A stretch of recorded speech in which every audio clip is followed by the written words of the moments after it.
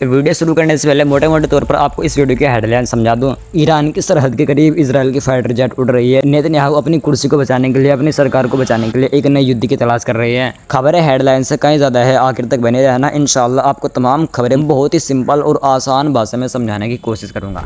सबसे पहली खबर एनाडोलू एजेंसी की रिपोर्ट के मुताबिक ईरान के पड़ोसी देशों के हवाई क्षेत्र में ईरान की सरहदों के करीब इजराइल के फाइटर जेट आसमान में उड़ते हुए नजर आए। इजराइल के फाइटर जेट ईरान की सरहदों के करीब उड़ रही है। इसका बिल्कुल साफ इशारा है कि इजराइल कुछ न कुछ तो बहाना चाह रहा है इसे। आपको ये भूलना नहीं चाहिए कि जब भी ईरान के साथ बातचीत एक पीक लेवल पर पहुंचती है तो इजराइल हमले शुरू कर देता है। ठीक उसी तरह इस बार भी बातचीत फिलहाल पीक लेवल पर पहुंच चुकी है और कई सारी ईरान की शर्तें मान ली गई हैं। ईरान के कुछ पैसे रिलीज़ भी कर दिए गए हैं। सो हो सकता है कि इजराइल इस तरह अपने फाइटर जेट्स को उड़ाने से ईरान को उकसा रहा हो या फिर ईरान के ऊपर कोई छोटा मोटा हमला करके इस युद्ध को शुरू भी कर दे।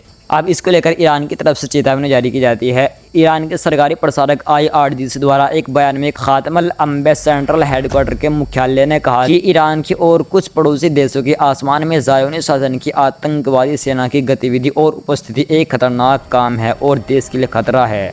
आगे ईरान ने चेतावनी दिया है कि अगर अमेरिका इजराइल को रोकने या इजराइल को नियंत्रित करने में असफल रहता है, असमर्थ रहता है, तो ईरान अपने खिलाफ किसी भी खतरे को बर्दाश्त नहीं करेगा। यानी ईरान की तरफ से खुलेआम साफ धमकी है, अगर इजराइल ने किसी भी तरह के हमले करने की ज़रूरत की तो उसको बख्शा नहीं जाएगा। वही करंट रिपोर्ट के हवाले से एक रिपोर्ट आई है। आज इजरायली सैनिकों ने दक्षिण लेबनान के बेत याहून में आज आगे बढ़ने का प्रयास किया, घुसने का प्रयास किया। लेकिन जैसे इजरायली की सेना लेबनान के बेत याहून इलाके में घुसने का प्रयास कर रही थी तो उस वक्त उनका सामना हिजबुल्लाह के लड़ाकों से हो गया और फिर मुठभेड़ के बाद इजरायली सैनिकों को काफ़ी ज़्यादा नुकसान हुआ। इजराइल के 2 बचाव हेलीकॉप्टर आए और अपने उन सैनिकों को लेकर इजराइल पहुंचे। अब इसके बाद बोगलाहट में इजराइल जो करता है उसने वही किया। इजराइल ने लेबनान के ऊपर कई जगहों पर हवाई हमले के साथ ही तोपखाने से बमबारी की। इस रिपोर्ट में एक फोटो अटैच किया गया है। इसमें आप साफ तौर पर देख सकते हैं लेबनान के ऊपर 2 जगहों पर काला काला धुआं उड़ता हुआ दिखाई दे रहा है। फिलहाल अब इसको लेकर IRGC कुद्स फोर्स के प्रमुख ने इजराइल को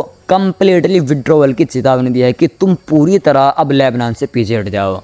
IRGC के कुद्स फोर्स के कमांडर इस्माइल कानी ने इजराइल को लेबनान से पूरी तरह पीछे हटने की चेतावनी देते हुए कहा कि जिन लोगों ने आशूरा की भावना और इमाम हुसैन के विश्वास के साथ इजराइल से लड़ाई लड़ी थी वे आज भी इस विश्वास को मानते हैं कि हर दिन आशूरा है और हर जमीन करबला है। इजरायलियों को संबोधित करते हुए कानी ने आगे कहा कि आपको लेबनान पूरी तरह से छोड़ देना चाहिए क्योंकि ये भूमि दृढ़ता और प्रतिरोध का मैदान है, ना कि कब्जा करने वालों का खेल का मैदान। IRGC ने आखिर में चेतावनी दी कि यदि इजराइल अपनी इच्छा से, अपनी मर्जी से लेबनान से पीछे नहीं हटता तो उसे कल अपमानित होकर, पराजित होकर, जलील होकर लेबनान को छोड़कर भागने के लिए मजबूर होना पड़ेगा। फिलहाल IRGC की तरफ से बिल्कुल साफ धमकी है कि हम लेबनान को अकेला नहीं छोड़ेंगे। इस सीज फायर में सबसे पहली बात यही है कि लेबनान से तमाम फ्रंट से युद्ध को पूरी तरह समाप्त कर दिया जाए। बट उसके बावजूद भी इजराइल लेबनान के ऊपर हमले कर रहा है तो हम इसको बिल्कुल भी कतई बर्दाश्त नहीं करेंगे। हालांकि डोनाल्ड ट्रंप इजराइल पर, नेतन्याहू पर काफ़ी ज़्यादा प्रेशर भी बना रहा है कि तुम लेबनान के ऊपर हमले मत करो, बट उसके बावजूद भी लेबनान के ऊपर इजराइल अपने हमले ज़रूर कर रहा है। उस लेवल की नहीं कर रहा जिस तरह पहले किया करता था, बट हल्के फुल्के हमले लेबनान के ऊपर फिलहाल इजराइल के जारी है। उधर मिडल ईस्ट मॉनिटर की रिपोर्ट ने खुलासा किया है कि अब बेंजामिन नेतन्याहू एक वैकल्पिक युद्ध की तलाश में है। इस रिपोर्ट में साफ साफ तौर पर कहा गया है कि ईरान के खिलाफ कार्रवाई करने की उनकी गुंजाइश सीमित होने के बाद और वाशिंगटन द्वारा दक्षिण लेबनान में इजराइल की गतिविधियों को रोकने के लिए दबाव डालने के बाद गाजा ही अब इजराइल के लिए एकमात्र युद्ध क्षेत्र बच गया है। राजनीतिक रूप से टिके रहने के लिए उन्हें युद्ध की आवश्यकता है। घरेलू सवालों के फलताव और एक ऐसे नेता की छवि से बचने के लिए उन्हें एक खुले मोर्चे की जरूरत है जिसने मध्य पूर्व को नया रूप देने का वादा किया था। लेकिन अब इजराइल वाशिंगटन के फैसले का इंतजार कर रहा है कि वो उन्हें अनुमति देता है या फिर उनको रोकता है। इस रिपोर्ट में साफ तौर पर कहा गया है कि अब बेंजामिन नेतन्याहू इजराइल की सरकार अपनी कुर्सी को बचाने के लिए एक नए युद्ध की तलाश में है। अब ये नया युद्ध कहाँ छेड़ सकता है? क्या सीरिया के ऊपर हमला करेगा या फिर तुर्की के ऊपर हमला करने की इजराइल जरूरत करेगा? वहीं ईरान के पार्लियामेंट स्पीकर मोहम्मद गालिबाफ ने कहा कि फिलिस्तीन के न्याय संगत समाधान के बिना पश्चिम एशिया की स्थायी सुरक्षा असंभव है। यानी जब तक फिलिस्तीन से कंप्लीटली युद्ध पूरी तरह हट नहीं जाता तब तक कुछ न कुछ होता रहेगा और तब तक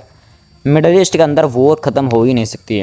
उन्होंने इस बात पर जोर दिया कि फ़िलिस्तीनी लोगों को जनमत संग्रह के माध्यम से आत्मनिर्णय का अधिकार है, जिसमें फ़िलिस्तीन के सभी मूल निवासी शामिल हो, चाहे वे मुस्लिम हो, ईसाई हो या यहूदी। यानी इस पैराग्राफ में गालिबाफ ने कहा कि फ़िलिस्तीन को एक अलग राज्य बनाने का अधिकार है और जो लोग फ़िलिस्तीन के अंदर जन्म से ही पैदा हुए हैं, चाहे वे मुसलमान हो, चाहे वे यहूदी हो, चाहे वे ईसाई हो, वे अपना वोट देकर फ़िलिस्तीन के अंदर एक नई सरकार खड़ी करें। और जिन लोगों ने फ़िलिस्तीन के अंदर कब्जा किया हुआ है, यानी कि इजराइल ने, वे फ़िलिस्तीन को खाली कर दें। एक चीज़ और मैं आपको क्लियर कर दूं, कुछ मुसलमानों को डाउट है कि ये जो सीज़ फायर हुआ है इसमें गाज़ा ऐड नहीं किया गया। तो मैं आपकी जानकारी के लिए बता दूं, इस सीज़ फायर में ये बात साफ़ की गई है कि तमाम फ्रंट से युद्ध को पूरी तरह समाप्त किया जाए। तमाम फ्रंट का मतलब ये है कि उसमें गाज़ा भी इन्वॉल्व है, उसमें लेबनान भी इन्वॉल्व है और तमाम जगहों में जो युद्ध चल रहा है, तमाम जगहों पर जो इजराइल हमले कर रहा है, उन हमलों को पूरी तरह बंद कर दिया जाए। वहीं फैज़ पाकिस्तान मीडिया की रिपोर्ट के मुताबिक England announced that Netanyahu will be arrested if he enters the country, ICC reported। यानी जैसे कि आपको पता है, नेतन्याहू के खिलाफ इंटरनेशनल क्रिमिनल कोर्ट ने वारंट जारी किए हुए हैं। सो इसीलिए इंग्लैंड ने कहा है कि अगर नेतन्याहू हमारी ज़मीन पर, हमारे देश पर कदम रखता है तो हम नेतन्याहू को अरेस्ट कर लेंगे। आइए अब आपको तुर्की की तरफ ले चलता हूँ। दरअसल डोनाल्ड ट्रंप ने बुधवार को तुर्की के राष्ट्रपति रजब तैयब एर्दोगान की बहुत ही ज़्यादा कुछ प्रशंसा कर दी है, जिनके बारे में डोनाल्ड ट्रंप ने कहा कि तुर्की के राष्ट्रपति बहुत ही अच्छे इंसान है, वे मेरा दोस्त है और वे बहुत ही समझदार भी है। इजराइल ईरान की इस जंग के दौरान उनकी इच्छा थी कि वे ईरान के समर्थन में इजराइल के खिलाफ इस युद्ध में उतरे, लेकिन वे मेरे बहुत अच्छे दोस्त है, इसलिए उन्होंने ऐसा नहीं किया। एक रिपोर्ट में यह भी कहा जा रहा है कि एक पत्रकार ने डोनाल्ड ट्रंप से पूछा कि क्या तुम रजब तैयब एर्दोगान को अपना F-35 दोगे, तो उस पर डोनाल्ड ट्रंप ने कहा कि हाँ, मैं ये चीज़ कर सकता हूँ और ऐसा करने से एर्दोगान साहब खुश भी होंगे। अभी जो काफ़ी समय से लगातार रिपोर्ट आ रही थी ना कि इजराइल तुर्की के ऊपर अटैक कर सकता है, इजराइल की तैयारी चल रही है कि वो तुर्की के ऊपर हमला करे।